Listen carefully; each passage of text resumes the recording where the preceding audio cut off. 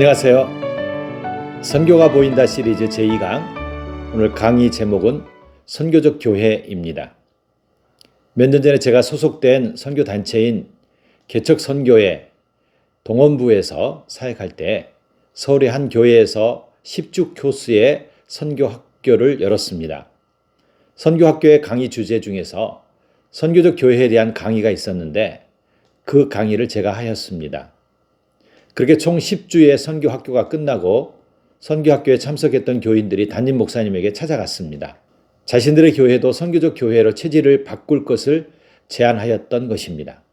단순한 제안이 아니라 교회를 비판하며 잘못된 교회의 모습을 바꿔야 한다며 강한 항의 비슷한 것을 하였습니다.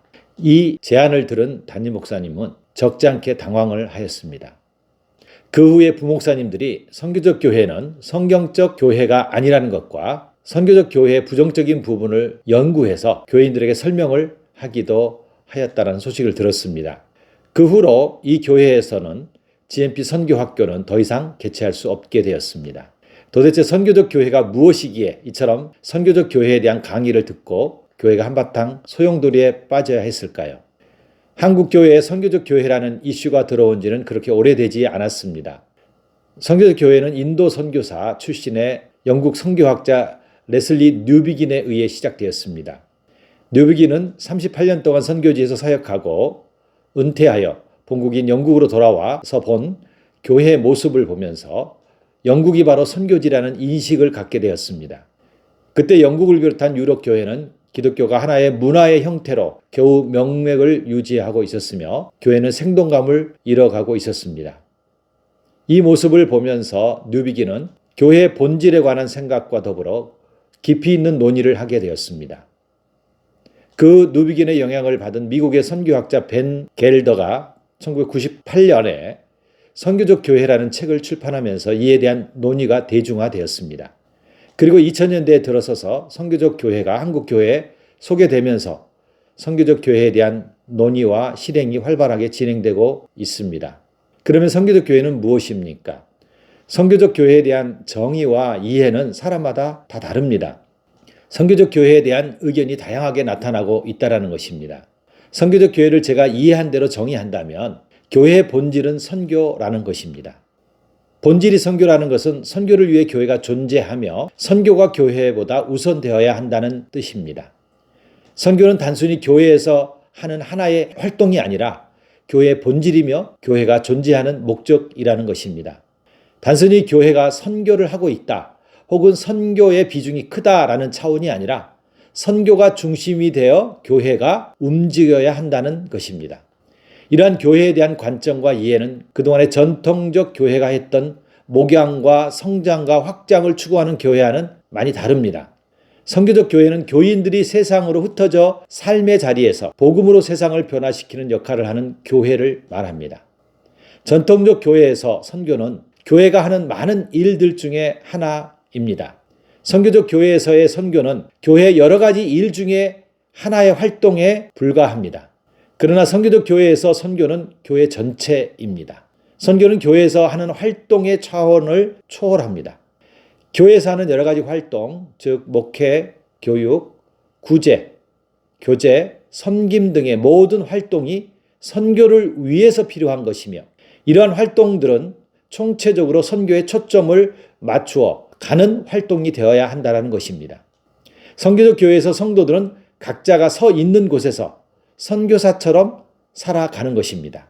선교는 해외에서 하는 것만이 아닙니다. 선교는 길거리에서 하는 전도의 차원만도 아닙니다. 성도가 교회에서 행동하는 것처럼 직장에서 선한 행실로 사는 것입니다. 성도는 가정과 사회에서 선교사가 선교하는 것처럼 그렇게 살아가는 것입니다. 성도는 단순히 해외 선교를 위해 헌금하는 수준의 신앙생활을 하는 것이 아니라 교인 자신이 세상에서 선교사가 되어 지금 있는 자리에서 선교적인 삶을 사는 것입니다. 그래서 선교적 교회는 교회에 모이는 것보다는 세상으로의 흩어짐을 강조합니다. 선교적 교회는 교회에서의 봉사의 역할도 중요하지만 세상에서의 그리스도인으로서 섬김의 역할을 감당하는 것 또한 중요시합니다. 선교적 교회 교인들은 있는 자리에서 이웃을 섬기고 봉사하는 것입니다. 그러기에 선교적 교회에서 해외 선교에 대한 강조는 줄어들게 됩니다.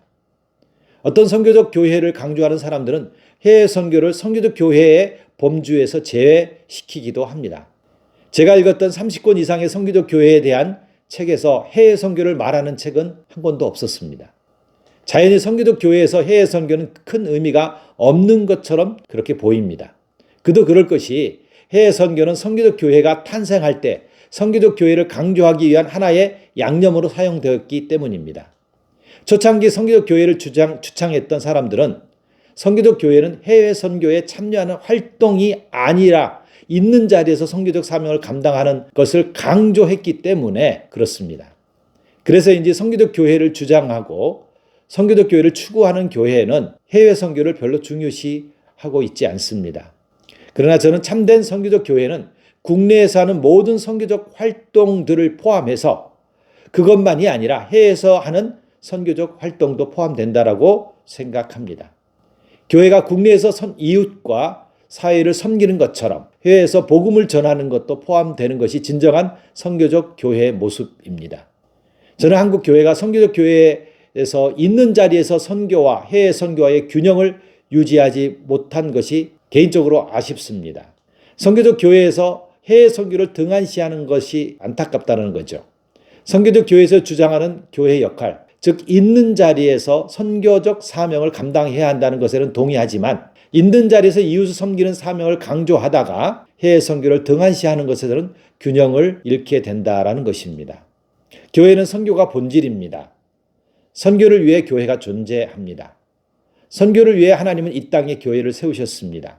그러기에 교회와 성도는 있는 자리에서 선교사적 사명을 감당해야 합니다. 사명을 감당하기 위해 본질적인 부분에서 교회가 변해야 합니다. 전통적 교회에서 예배나 교제를 강조하는 것, 교회 내부의 일을 강조하는 것에서 한 걸음 더 나아가 세상으로 나아가 세상을 변화시키는 사명을 강조함과 동시에 세상에서의 그리스도인의 책임을 감당해야 합니다. 한국 교회는 사회적 책임, 복음전도, 그리고 세계 선교를 균형 있게 감당하는 선교적 교회가 되어야 할 것입니다. 그동안 전통적 교회에서 부흥만을 추구하는 교회의 중심에서 벗어나 세상을 변화시켜 세상이 하나님 나라가 되도록 하는 넓은 비전과 사명을 감당하는 교회가 될 수 있기를 개인적으로 바랍니다. 감사합니다.